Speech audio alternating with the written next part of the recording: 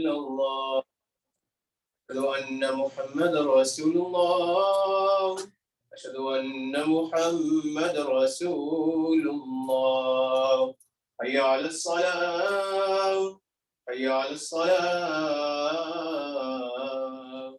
حي على الفلاح حي على الفلاح الله أكبر الله أكبر لا إله إلا الله.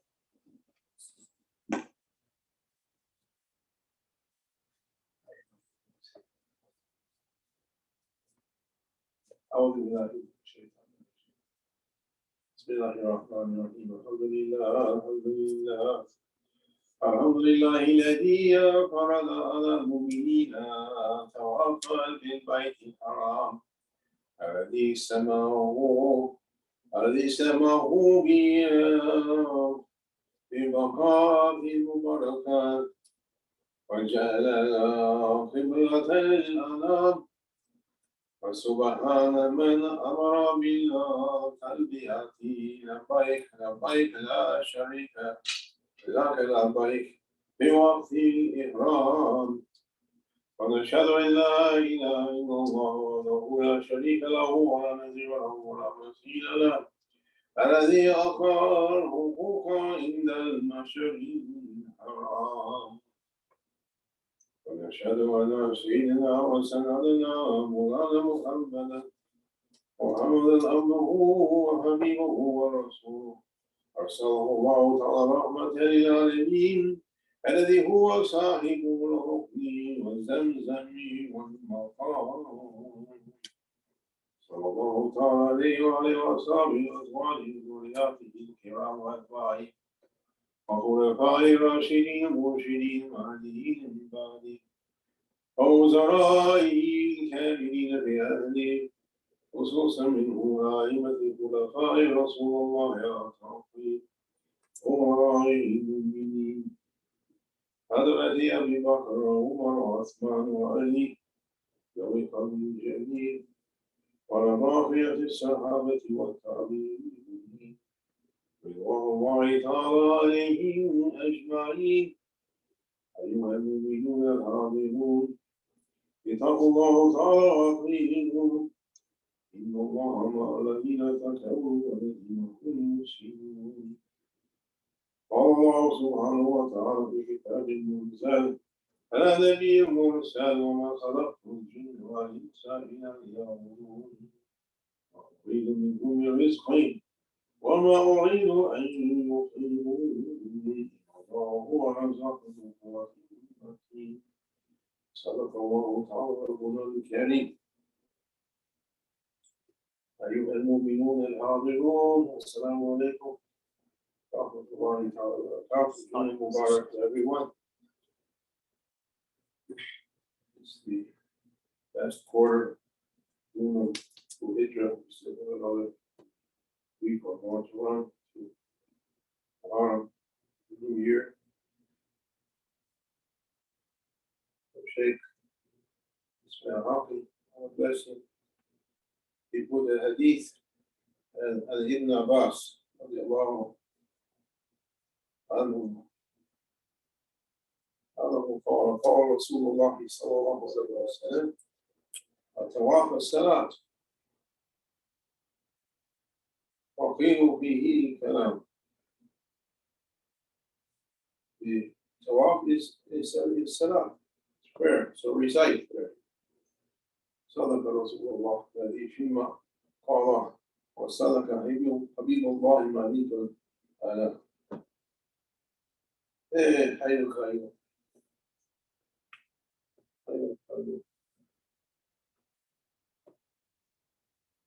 We were talking before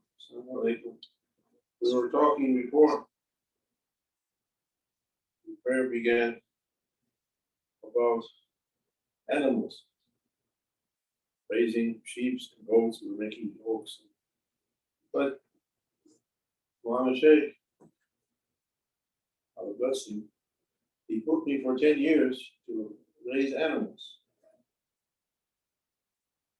Spring and summer and fall and winter. be close with them.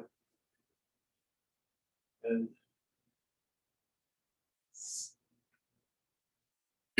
there's some wisdom to be gained from them. It says there's a pleasure in seeing them go out to the pasture in the morning and coming in at night. Special feeling that comes in the heart. That seeing the movement of the herds, the animals, the flocks.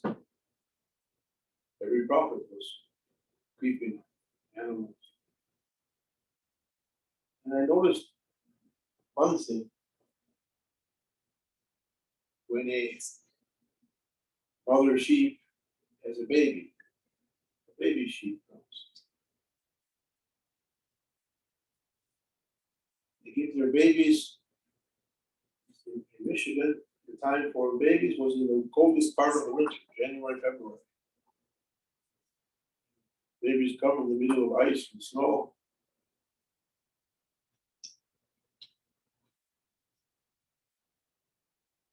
Baby is sitting in the snow. Mother comes, cleans it off a little bit. The baby gets up and begins to do like all the other sheep. He just pushes his nose in the ground looking for something to eat. He's a sheep, or she's a sheep already. They didn't need to go to school. They didn't need training. They didn't need anything. Strange. You're born that. Ducks and geese is another matter. We do that. And chickens. But sheep and goats, they're born ready to go. Human beings is different. So I'm thinking about it and blaming myself. Not doing my job. Human beings have to be taught everything. They have to be taught everything for years and years. They have to be taught. If they're not taught, they grow wild. You see in our cities so much trouble coming from people, they were never taught anything. They're like wild people. No training. We need to be taught everything. Why are we here? It's Allah's house. Why are we? I don't know. We have to explain it. Everything has to be explained or no rules. No rules. No, nothing to stand on. No support for them later on in life. Being born this way and that way and this way and that way. I admire all of you raising the children. It's not easy. It's not easy. You have to be patient. I have no patience. It's difficult. Mothers and fathers that have an important job. Otherwise, the new generation grows up wild. Balance shifts, and most of the people is wild. The civilization comes down. Whatever was built up before by educated people falls into ruins. Allah says, go and look, travel around and see the ruins, the remains of previous civilizations. No matter whether they're Atlantis or just ordinary ones, or from Alpha Centauri or ordinary civilizations, all of them, they came down. They rose to, Allah says, we gave them what we didn't give you, more power, more strength, more favors. And they built huge monuments, more than you built. Now look what happened. Nothing left. Travel around and look, and you hear even a whisper from any of them. Gone.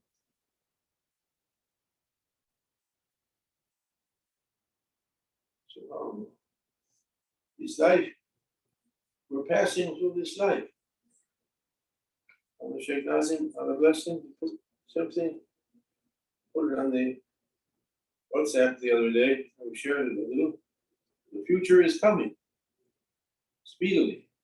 You can't catch it. Waiting to catch the future, it's past already. It doesn't stay. Coming, and going. can't grab it. Time is passing.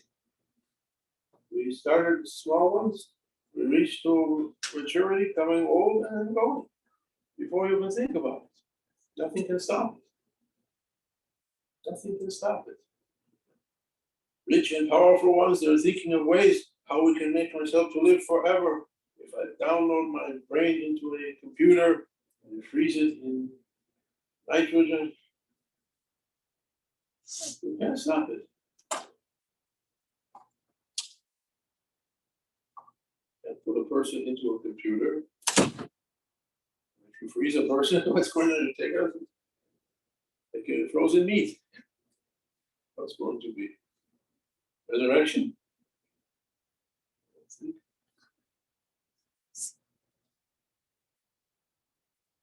Fir'aun was trying for that.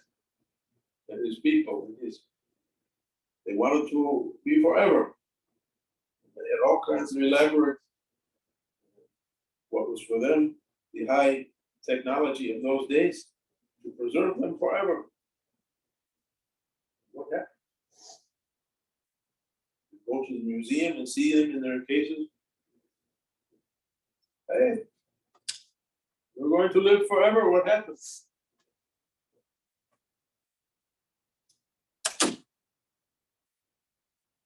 Shaykh took us to the museum in Chicago. They have the Egyptian mummies lined up in glass cases. Left you alone at night there, you would pass away from fright. He was giving them shahada.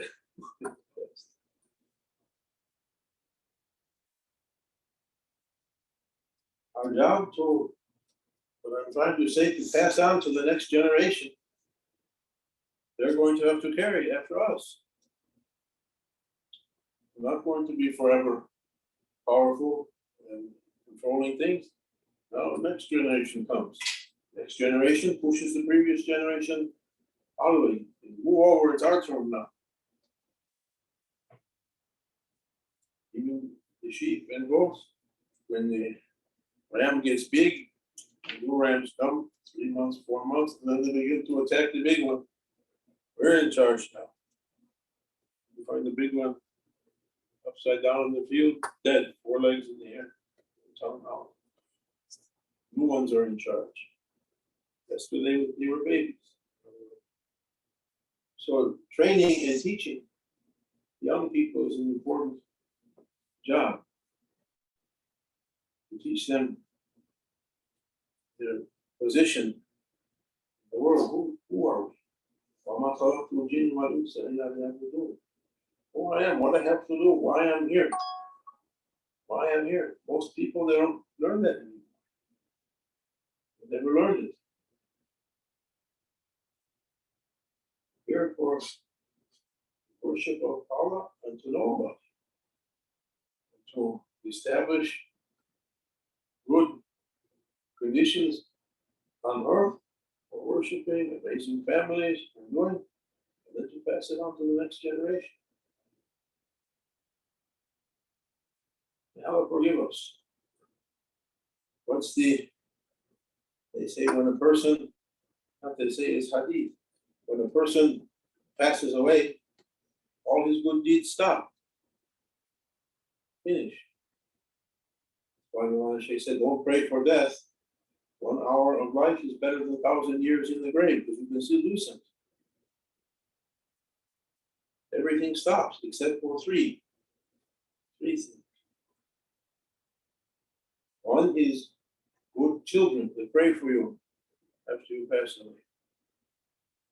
Pray for our parents, our ancestors, our relatives. And the second one, any books or good teachings you left behind for the next generations to come. And the third one,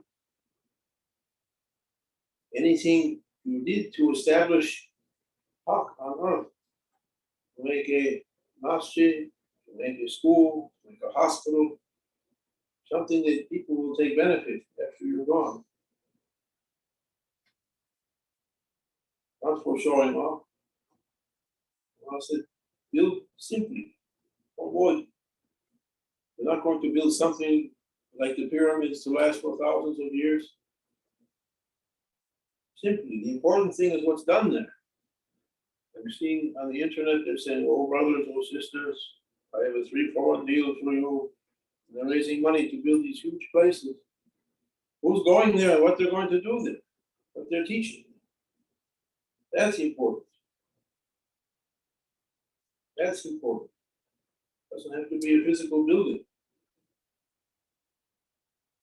You build circles of learning, spiritual knowledge.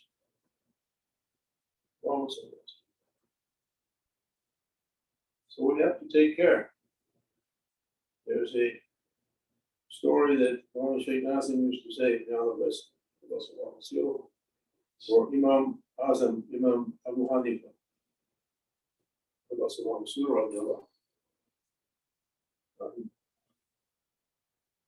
Imam Abu Hanifa was a famous Imam in this time, when all young people used to come to him asking hadith, asking knowledge. And a group came, like your age, said, oh, Imam, yes, teach us hadith. So what kind of hadith? Teach us hadith of the end of times, about the last days, Akhir Zaman. And Imam Azam, he looked at him and said, I don't care. He said, I don't care.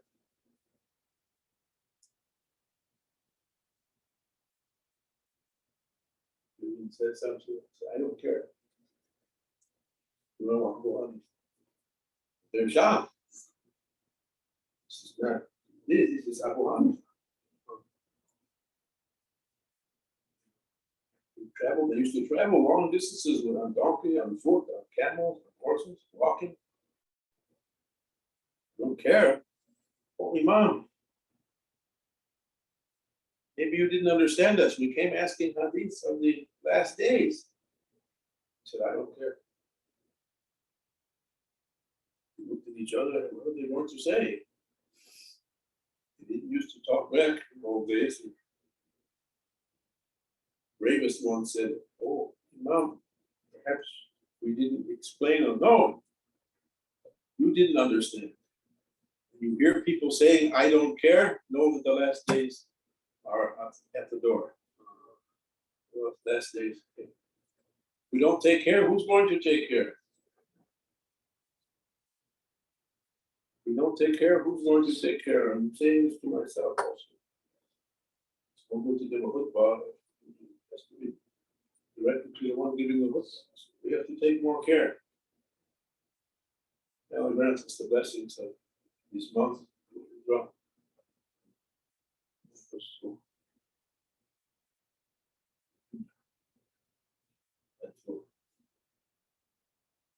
Peace to the new year, autumn, new year. That it contains the only day of rescue, deliverance, day of Ashura. It's the day that Allah subhanahu wa ta'ala, He rescued His prophets and those who believed. Sayyidina Hud, Sayyidina Salih, Sayyidina Lut, Sayyidina Ibrahim, Sayyidina Isa, Sayyidina Musa.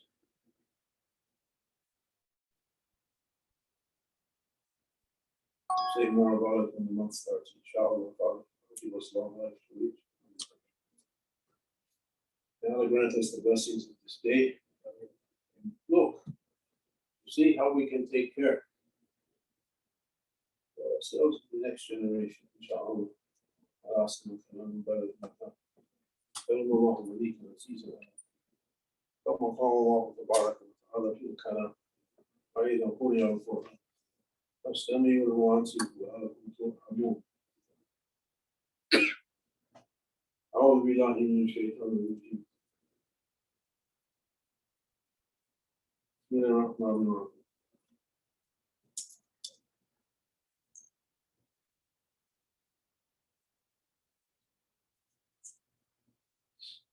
واذكروا الله عند المشعر الحرام.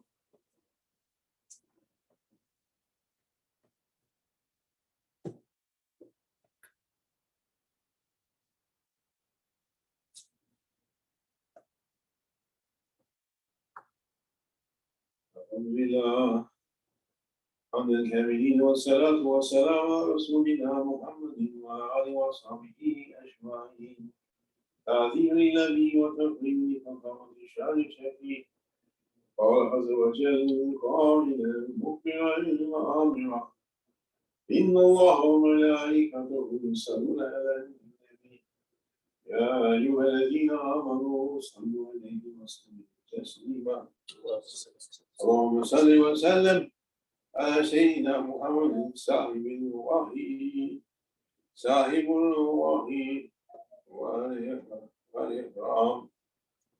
والإكرام صاحب الوحي والإكرام وأفخار العربي والعجم مولانا علينا مختار من سيدنا أبو القاسم محمد. يا أيها المشتاقون بنور جماله ترجون الشفاعة صلوا عليه وسلموا تسليما. اللهم صل على سيدنا محمد وعلى سيدنا محمد كما صليت على سيدنا إبراهيم وعلى سيدنا إبراهيم في العالمين إنك حميد مجيد. وبارك اللهم على سيدنا محمد وعلى سيدنا محمد كما باركت على سيدنا إبراهيم وعلى سيدنا إبراهيم في العالمين إنك حميد مجيد. أعوذ بالله من الشيطان الرجيم. بسم الله الرحمن الرحيم. الحمد لله رب العالمين. الصلاة والسلام على جميع الأنبياء والمرسلين ورسولنا سيدنا محمد وآله الطاهرين وصحابة أكرمين وعلى من تبعه له ليوم الدين. اللهم إني بفضلك فيما هديت وعافنا فيما عافيت وتولنا فيمن توليت وبارك لنا فيما أعطيت وقنا واصرف من شر ما قضيت فإنك تقضي ولا عليك وإنه لا يذل من وليت ولا يعز من عليك. تبارك ربنا وتعالى فلك الحمد على ما قضيت نستغفرك ونتوب إليك. وصلى الله على النبي وآله وصحبه وسلم. اغفر للمؤمنين والمؤمنات والمسلمين والمسلمات الأحياء منهم والأموات.